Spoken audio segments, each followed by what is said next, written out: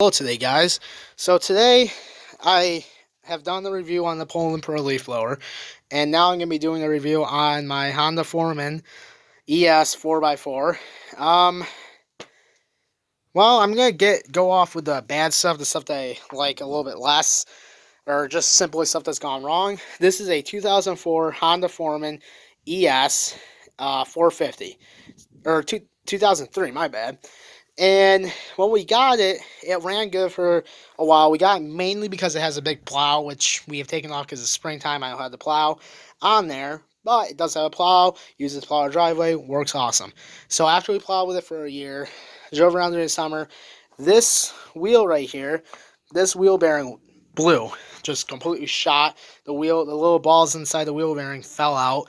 It was shot beyond belief, and now, a year and a half later, this one has gone out too. So one thing we've noticed about this four-wheeler is right off the bat, the wheel bearings on the front were terrible. So I don't have a whole lot of hope for rear-wheel drive ones, because with this four-wheeler, when you're driving it, you can switch from two-wheel drive, which is these back wheels. Only those ones will spin.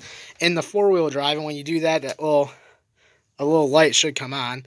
But when you start, the four-wheeler light comes on, then it's all four-wheel drive.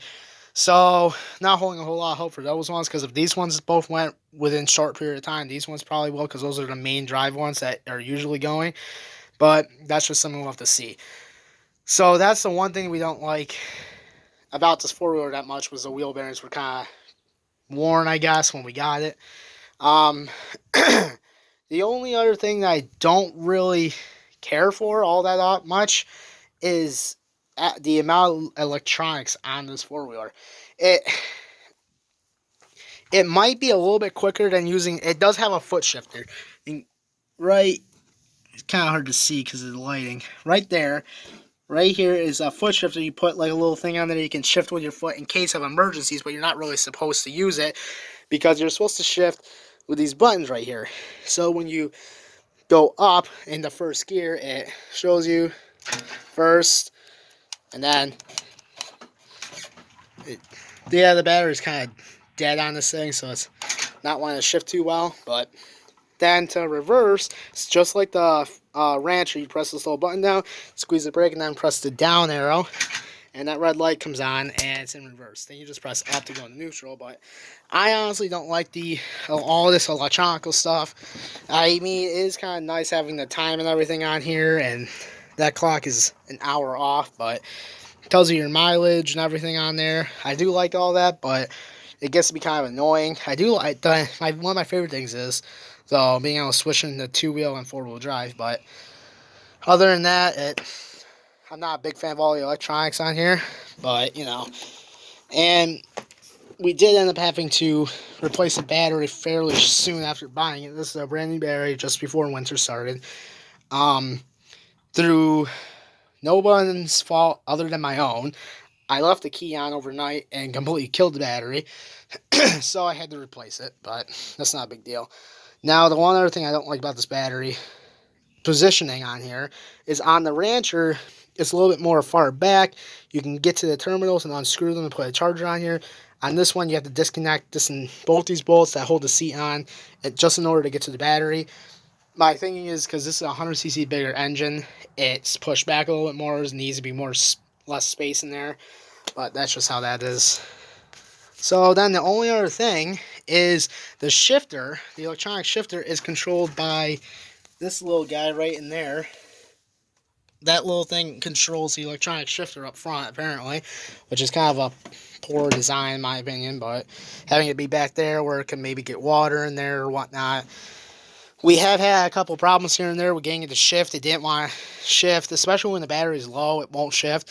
And another interesting fact, if there's no battery in here, you can get the thing started by jump starting it, but you will not be able to shift it with the electronic shifter. It needs a battery to run the electronic shifter and the winch. Now, that's pretty much the only negatives I have, so let's get to the good part, right? The best part about this four-wheeler, that big old hook right here leads to the winch, and that winch back there has helped me out of many jams, both with this four-wheeler and with the Rancher. And this also helps. This also is what holds the plow up and down. You use this to lower and lift the plow, which is also a very good thing. And that winch has done us wonders for getting these things unstuck and everything. It is amazing how much a winch can help you out. So I do love that. It's completely as an aftermarket winch as well, but that's one of my favorite things. One of my other things I really like about this four-wheeler are the lights. I'm gonna hit those. I like on the four-wheeler inside the green one, the Rancher. There's the two lights right here and here. So right there are the two lights, the main lights on the Rancher. But then as you go up, there's this big square light up there. So this one's definitely brighter. It's nicer during the night and stuff, especially if you're out working real late. It's good. And this being a 450, it's 100 cc's bigger than the Rancher. I don't usually use this one to tow as much because I just simply don't ride this one quite as much as the Rancher. So I use the Rancher to do most of the work around here. But when there's something really significant that I'd have to use, like to get something unstuck or something, this is my go-to four-wheeler because this one's the beast with these big gnarly tires on there. But that being said, all that extra power and tires and everything comes at a cost because this is 150, 200 pounds heavier than the Rancher. So this one tends to actually get stuck easier than the Rancher. The Rancher has tires that are relatively bald compared to these, but it gets through it better because it's lighter and it's able to kind of float over the mud a little bit more. So, but that's just that. So just like the Rancher, there's the oil dipstick is kind of tiny. So this is the oil dipstick on here. I don't think I even filmed that on the Rancher, but this is the little oil dipstick. It's tiny, obviously you can tell. The one on the Rancher, however, is about the length of 6 of these little ones. I don't know why. Now if I can just get the, but if I can just get it back in, there it goes. Yeah, the one on the Rancher, for some reason, the way it's positioned is just way up here. So it's about, if this is the length of the seat, it goes from here, the very end of the seat, to about here. Whereas this one only goes to about there. I don't know why, but that's just how it is on that four-wheeler. But this four-wheeler, I do complain a lot about this electronic shift, but it is kind of nice and easy to do it one-handed and stuff. If you're just lazy and you don't feel like using your foot to shift.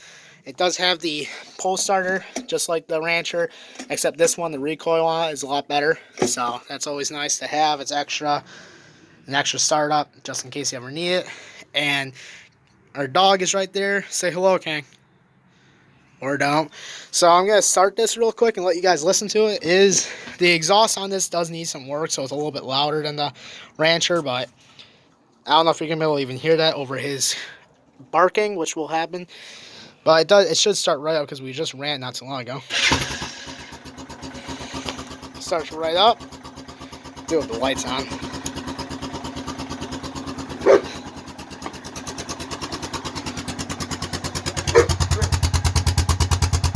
Even just idling, it sounds pretty good. And when you rev it up, it definitely... Yes, we know, King. It's loud for this pretty much stock system. But let's just take it for a little bit of a drive.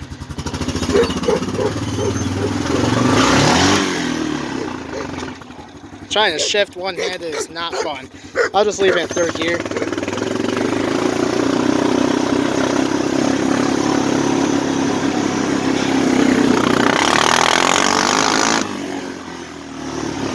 So it does sound pretty good. Sorry about the wind, but...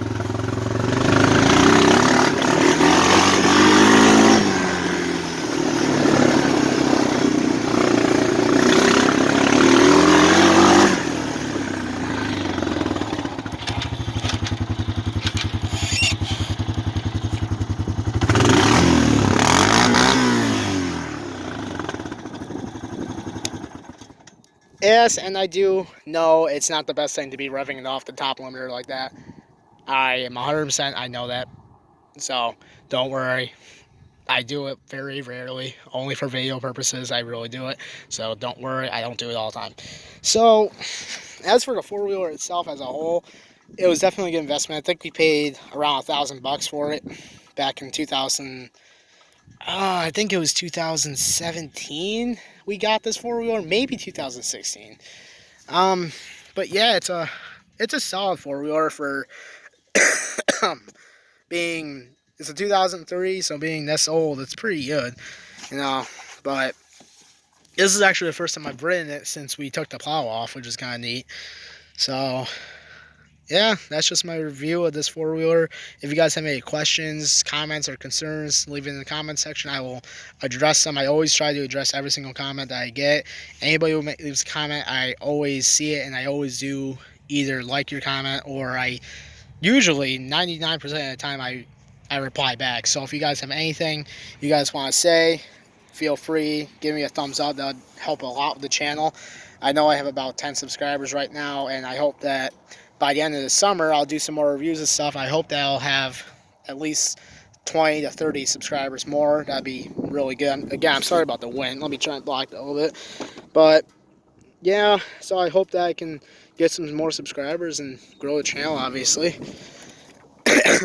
And I believe this winch, I mean, some people might be wondering, I think the winch is rated at about 500 pounds, maybe 1,000 pounds.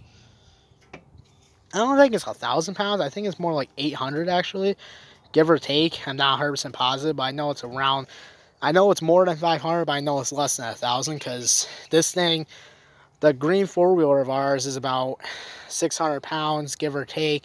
And when you have all the mud sucking it into the deeper in the ground, that weighs it down a lot more, and it's struggled to get that out with just the winch power itself. But usually what we do is we use the winch, and then we just use the power of the four-wheeler to back up to pull it out or something like that. But that's just how that goes. um Towing wise, I think that if you see this boat right there, you can see how big that boat actually is. It's about the length of 40. I'm sorry, this dog is just something else. But that boat is about a 30-foot boat or something like that, 28 feet or something, about this length of two and a half of these four wheelers, maybe something like that. And the Rancher and this both pull like it's nothing. Like you can barely even in second gear, it just pulls it right up a hill, no problem. So I mean, I'm not sure exact tow rating, but you know, I also one other thing I want to mention: the lights on here. I like those a lot more than just a square light right here in the middle. I like these lights. I just think they look better, but that's just me. Uh, anyways, it's just a beautiful day, so I'm going to go out for a ride, and I hope all you enjoy the video. Like I said, please like, comment, and subscribe. Thank you.